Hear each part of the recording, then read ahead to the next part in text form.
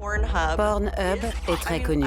Je crois que quand les gens y pensent, ils voient même les couleurs ou ils entendent la musique d'intro.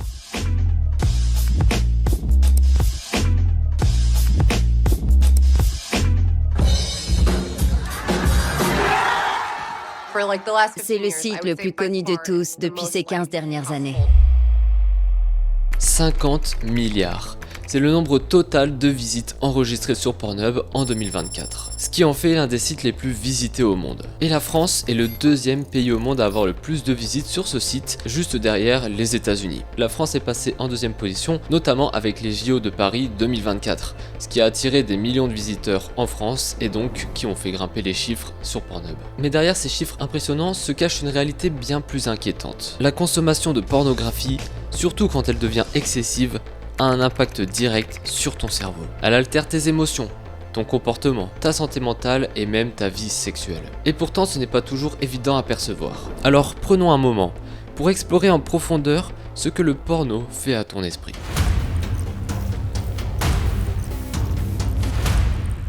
Ce que tu regardes ne reste pas sans conséquence. La pornographie agit sur ton cerveau comme une drogue. Quand tu en regardes, ton cerveau libère une énorme quantité de dopamine. C'est un neurotransmetteur connu pour être associé à la récompense et au plaisir. Et c'est ça qui te pousse à vouloir refaire des expériences qui t'ont donné du plaisir. Mais la pornographie surstimule ton système. Et les vidéos, souvent hyper sexualisées et artificielles, crée une excitation bien au-delà de ce que le cerveau est biologiquement programmé pour gérer. Avec le temps, ce niveau de stimulation devient une norme. Ton cerveau s'habitue à cette surcharge et finit par ne plus réagir de la même manière face à des stimuli naturels, comme des caresses ou des relations sexuelles avec un partenaire réel. À force, cela entraîne des troubles bien réels. Difficulté à maintenir une érection, incapacité à atteindre l'orgasme avec quelqu'un, voire une désensibilisation totale au plaisir. Et cette spirale pousse les consommateurs à chercher du contenu de plus en plus extrême, pour retrouver des sensations qu'ils avaient au départ. Et bien évidemment, c'est ce qui alimente encore plus le problème. Les impacts de la consommation régulière de la pornographie vont bien au-delà de simples problèmes sexuels. Une étude allemande publiée dans JAMA Psychiatry révèle que les hommes qui regardent du porno de manière régulière montre une réduction de la taille et de l'activité du lobe frontal droit. Ce lobe est essentiel pour des fonctions comme par exemple la prise de décision, la gestion des émotions et le contrôle des impulsions. Quand cette zone est altérée, on parle d'hypofrontalité. En gros, ce terme désigne un état où l'individu perd progressivement sa capacité à résister aux impulsions, ce qui conduit à des comportements compulsifs et à de l'autodestruction. En gros, tu redeviens comme un enfant incapable de se contrôler parce que son lobe n'est pas encore assez formé. Sauf qu'ici, ce sont les contenus pornographiques qui empêchent ton cerveau de fonctionner correctement. Pire encore, cette hypofrontalité te rend moins capable de réfléchir clairement, de différencier le virtuel du réel et de faire des choix alignés avec tes valeurs. En plus de ça, la consommation excessive de pornographique est liée à l'anxiété, la dépression et même une dégradation de ta qualité de vie. Ces états s'entretiennent dans un cercle vicieux. Plus tu es mal dans ta peau, plus tu vas regarder ce genre de contenu, et qui à leur tour vont encore aggraver tes troubles. Pornhub ont énormément attiré l'attention des médias, et en particulier quand ils communiquent leurs chiffres où ils font la liste du nombre de vidéos, des vidéos les plus vues et des termes les plus recherchés. Ils sont entrés dans tous les foyers et les gens se sont mis à parler de quelque chose qui était auparavant scandaleux. C'est ce qui a fait de Pornhub quasiment un supermarché.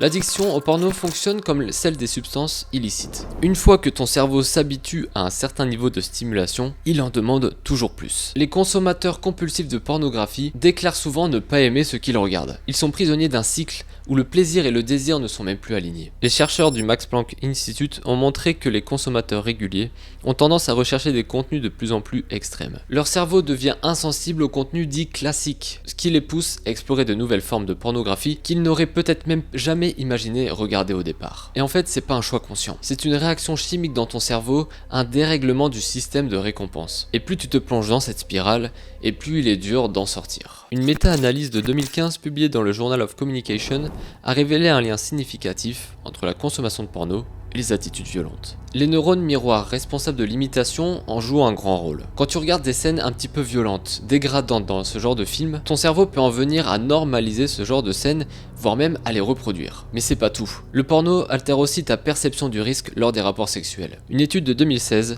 a montré que les consommateurs réguliers étaient moins enclins à utiliser des préservatifs, plus susceptibles de multiplier les partenaires et donc beaucoup plus exposés au MST. Pour faire simple, tu peux finir par adopter les comportements que tu vois à l'écran sans même te rendre compte des dangers réels. Et les adolescents sont parmi les premières victimes de ce genre de contenu. Leur cerveau en plein développement est particulièrement vulnérable à l'impact de la pornographie. À cet âge, le cortex préfrontal, responsable de la régulation des émotions et des impulsions, n'est pas encore pleinement formé. Et cela peut engendrer de nombreux troubles. Crises d'angoisse, troubles du sommeil, sentiments de culpabilité, et surtout une vision déformée de la sexualité. Les jeunes finissent par construire leurs attentes et leurs comportements sur des modèles irréalistes, ce qui peut nuire gravement à leur capacité à établir des relations saines et respectueuses. Et les conséquences ne sont pas seulement psychologiques, elles peuvent être aussi sociales et relationnelles. Car une exposition précoce et excessive au porno peut freiner leur capacité à développer une intimité réelle avec un partenaire. La pornographie détruit ton cerveau, mais elle ne s'arrête pas là. Elle s'immisce dans ta vie,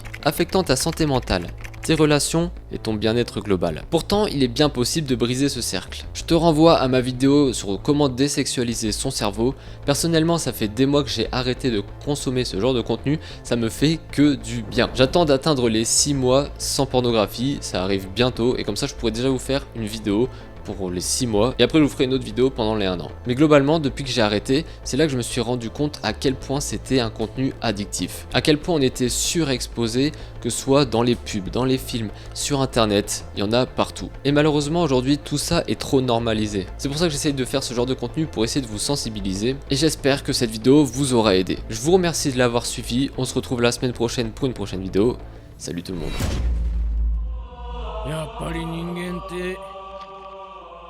Me crois-tu vraiment à ce point stupide pour me priver du meilleur d'entre nous?